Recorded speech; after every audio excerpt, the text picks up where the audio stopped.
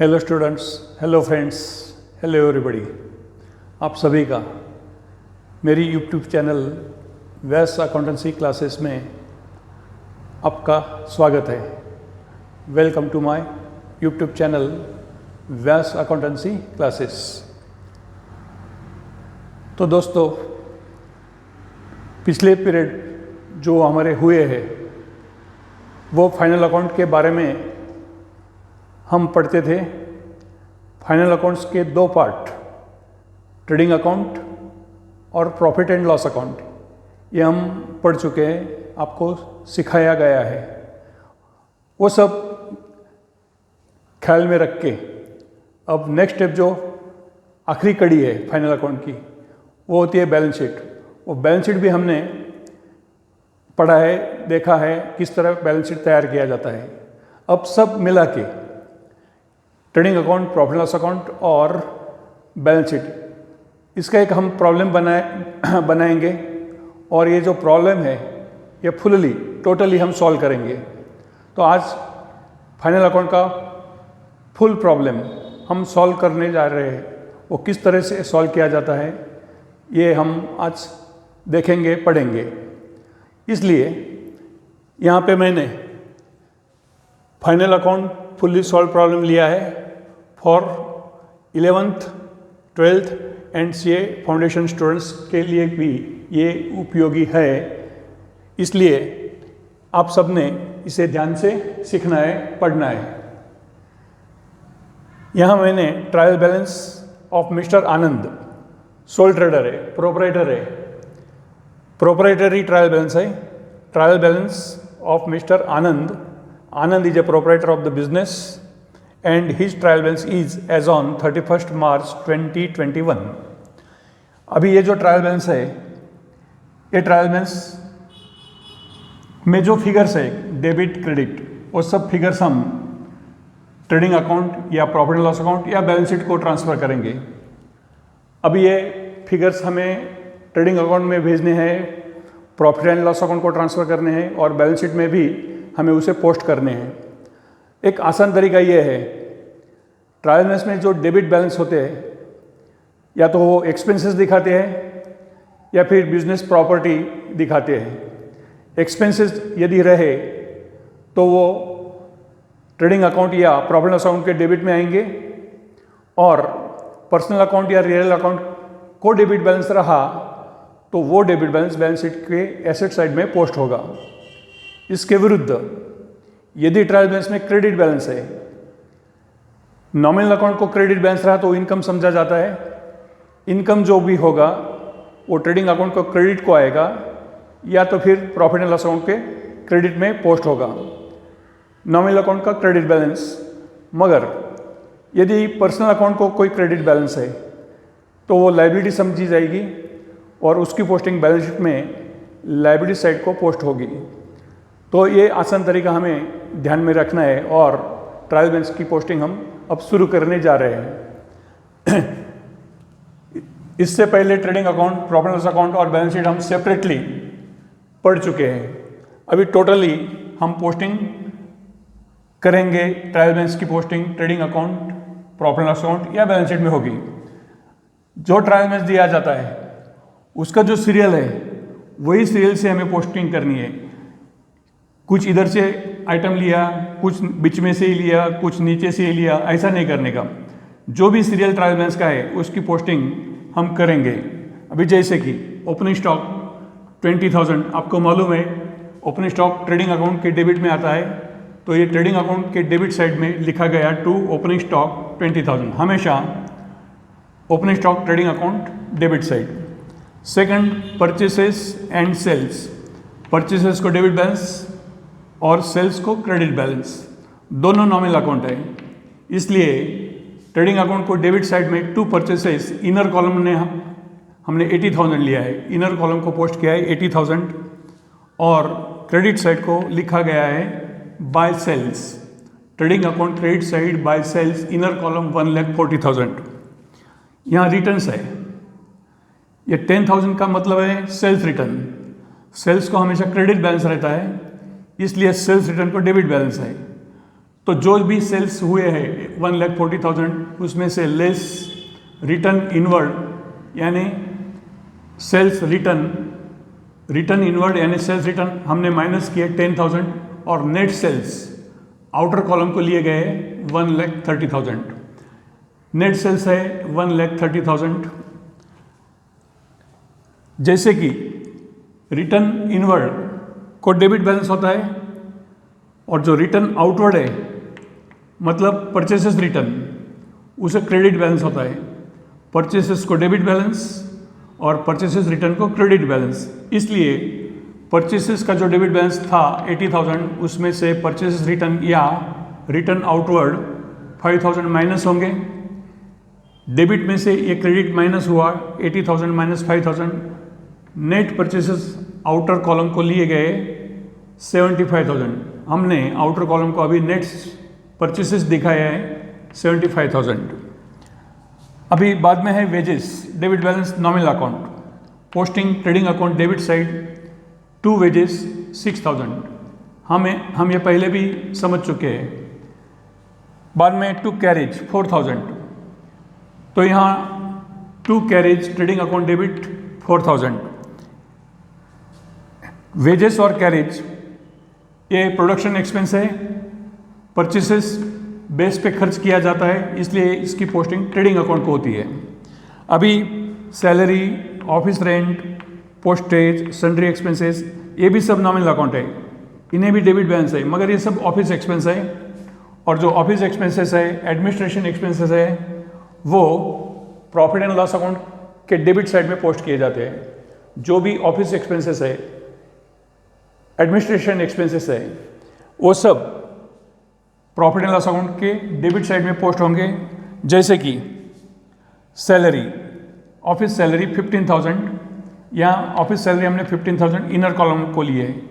यहाँ पर एक एडजस्टमेंट है आउटस्टैंडिंग सैलरी ₹6,000। ये एडजस्टमेंट है। तो जो ट्रायल बैलेंस में सैलरी दिखाई गई है 15,000 ये पेड आइटम है। सैलरी एक्चुअली पेड 15,000 की है और इस साल के लिए अभी 15,000 पेड की है। सैलरी 15,000 ये पेड हुई है और अभी as per adjustment outstanding salary ₹6,000 ये हमें पेड करनी है, ये अनपेड है। तो paid plus unpaid total expense होगा 21,000। इसलिए salary 15,000 add unpaid means outstanding salary 6,000 दोनों मिला के 21,000। अब जो एडजस्टमेंट दी जाती है उसके टू इफेक्ट्स होते हैं, दो इफेक्ट होते हैं। एक इफेक्ट हमने दिखाया सैलरी में ये फिगर हमने ऐड की और अभी ये 6,000 हमें देना है मतलब लायबिलिटी है। इसलिए अनपेड सैलरी आउटस्टैंडिंग सैलरी की डबल पोस्टिंग बैलेंस शीट के लायबिलिटी साइड में की जाती है, वो हमने की है 6,000। ये एडजस्टमेंट है। तो एडजस्टमेंट सह हमने ये पोस्टिंग कर दी। उसके बाद ऑफिस रेंट 9,000 पोस्टिंग हुई है। Office rent 9,000। पोस्टेज का एक्सपेंस दिखाया गया है 1,000। Postage profit loss account debit 1,000। Sundry expenses यानी कि और अलग अलग जो खर्च होते हैं वो सब मिला के sundry expense 5,000। Other expenses 5,000। Commission ये भी नॉमिनल अकाउंट है मगर इसे डेबिट बैलेंस नहीं है। ट्रायल बैलेंस में इसे क्रेडिट बैलेंस दिखाया गया है। जब ट्रायल बैलेंस में कोई नॉमिनल अकाउंट क्रेडिट बैलेंस दिखाता है तो वो इनकम समझा जाता है और वो जो इनकम है वो प्रॉफिट लॉस अकाउंट के क्रेडिट साइड में पोस्ट होता है। इसलिए हमने bye commission profit loss account credit side पे पोस्ट किया है 4,000। ये 4,000। बिल्डिंग ये रियल अकाउंट है, ये नॉमिनल अकाउंट नहीं है, ये हमारी प्रॉपर्टी है, एसेट है। इसलिए बिल्डिंग की पोस्टिंग एसेट साइड को बैलेंस शीट में दिखाई गई है 50,000। बिल्डिंग हमेशा एसेट्स साइड को ही पोस्ट करनी है क्योंकि वो हमारी प्रॉपर्टी है, रियल अकाउंट है 50,000, उसे डेबिट बैलेंस है। उसी तरह मशीनरी ये भी प्रॉपर्टी है, एसेट है, business property business asset. Inner column को हमने 40,000 लिया है। यहाँ पर एक एडजस्टमेंट दी गई है depreciate building and machinery by 10%। Building machinery fix assets है और वो साल भर हम उसका यूज करते हैं।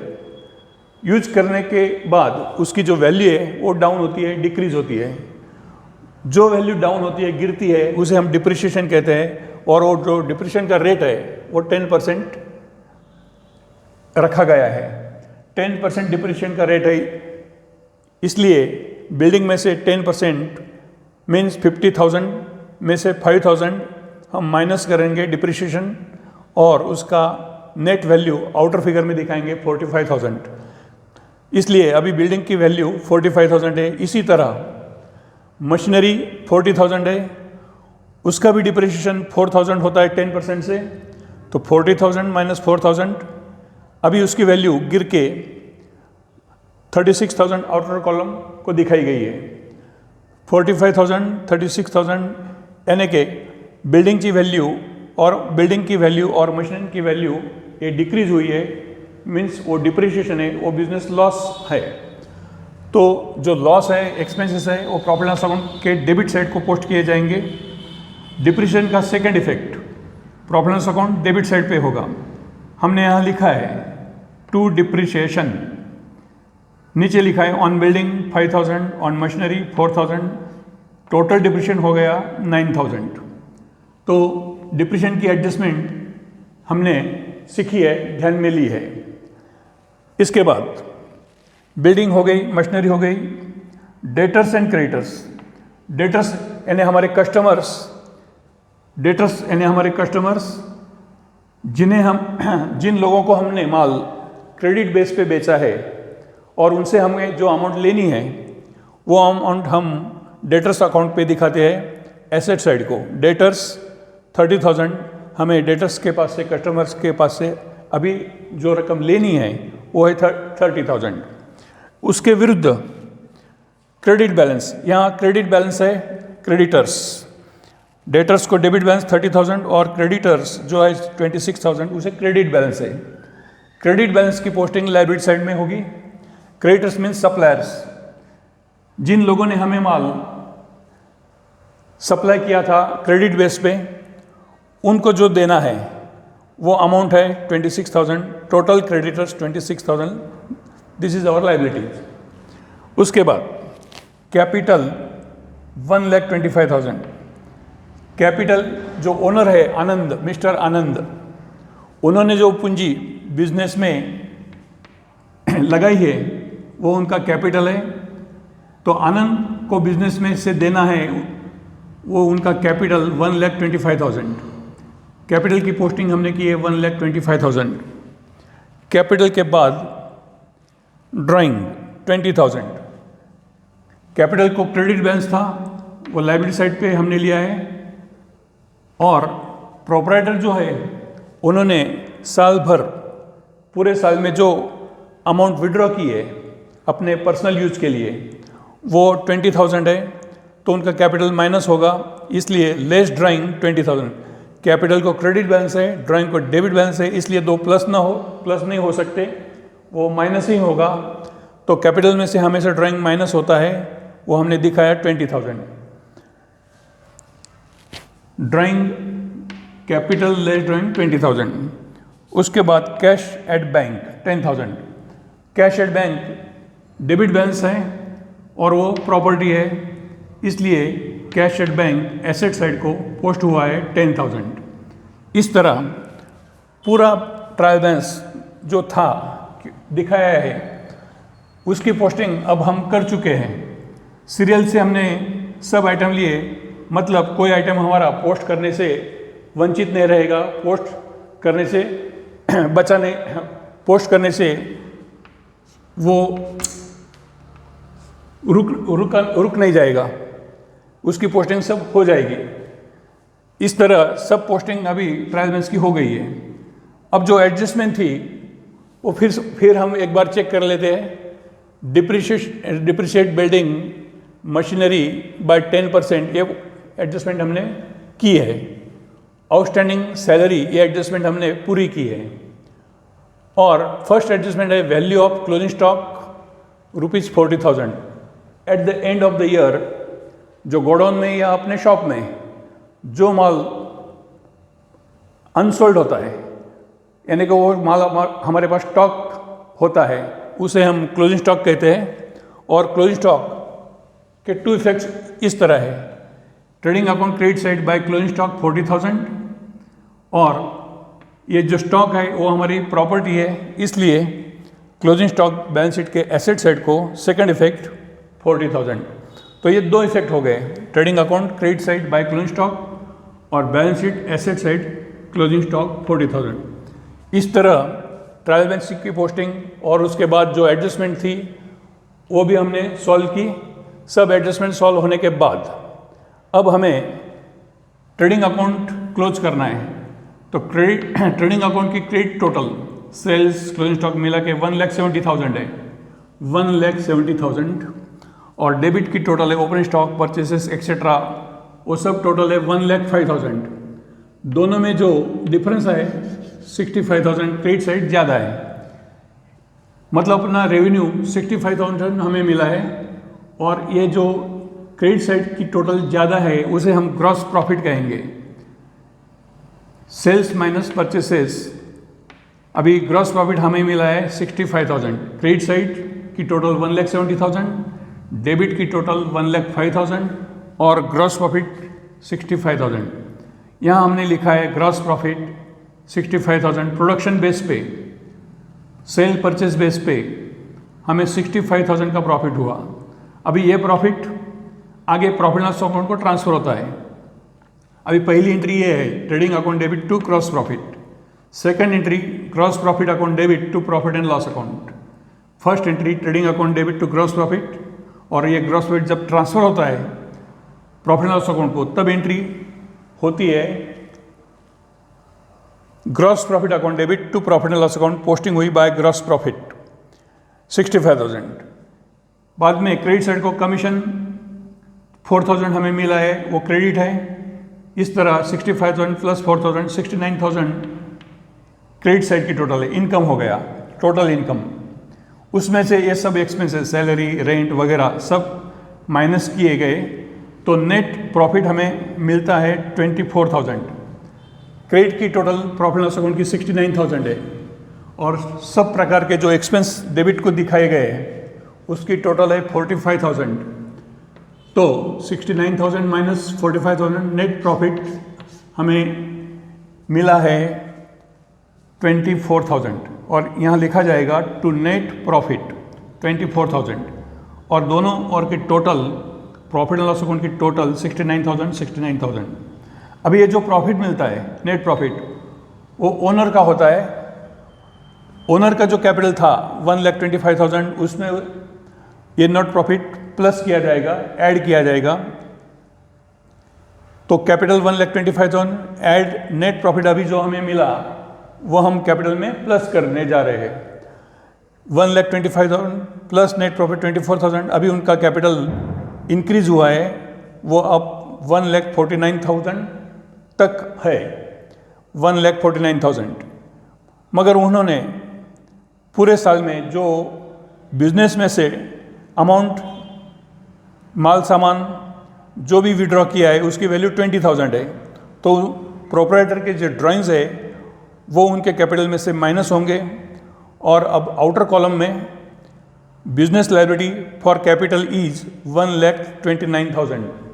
बिजनेस की जो लायबिलिटी है कैपिटल के लिए प्रोप्राइटर के लिए वो है 1,29,000। ये फाइनल बैलेंस हो गया कैपिटल अकाउंट का। उसके बाद क्रेडिटर्स को देना है 26,000 और सैलरी का देना है 6,000। ये सब देना है, इसकी टोटल है 1,61,000। और ये सब पैसा देने के लिए हमारे पास प्रॉपर्टी भी है, बिल्डिंग 45,000 की है, मशीनरी 36,000 की है, डेटर्स 30,000 के है, कैश बैलेंस 10,000 का है, और स्टॉक माल जो स्टॉक माल सामान है वो 40,000 का है। ये प्रॉपर्टी की टोटल भी अभी 1,61,000 है। इस तरह जब बैलेंस शीट की लायबिलिटी साइड और एसेट साइड दोनों की टोटल सेम हो जाती है तो ये प्रॉब्लम टैली हुआ ऐसा कहा जाता है, और हमारा ये जो फाइनेंशियल पोजीशन है वो हमें ट्रू एंड फेयर दिखने लगती है। तो ये हमारी बिजनेसमैन की true and fair financial position यहाँ हमने दिखाई है। तो इस तरह ये फाइनल अकाउंट तैयार किए जाते हैं। आप ये सब ट्रायल बैलेंस के हिसाब से, पहले ट्रायल बैलेंस, उसके बाद trading, profit and loss account and balance sheet, ये सब हमने फुल्ली प्रॉब्लम सॉल्व किया है। आपने समझ लिया होगा मैंने किस तरह आपको ये सब पढ़ाया, ये सब आपने ध्यान से देखा और ये आप आत्मसात करें, बार बार ये वीडियो देखें और अपनी प्रैक्टिस बढ़ा के खुद और भी प्रॉब्लम सॉल्व करें। तो आपको ये जो वीडियो अच्छा लगा हो तो आप सभी को शेयर करें, सब्सक्राइब करें और लाइक करें। आप सभी को धन्यवाद।